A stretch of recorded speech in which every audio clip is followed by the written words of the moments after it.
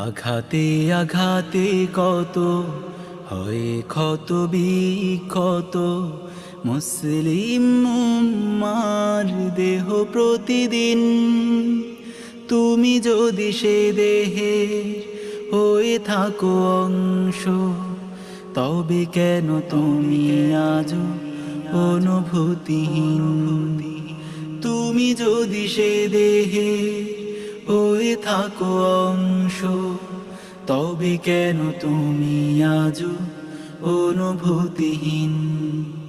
আঘাতে আঘাতে কত হয় ক্ষত বিক্ষত মুসলিম উম্মার দেহ প্রতিদিন।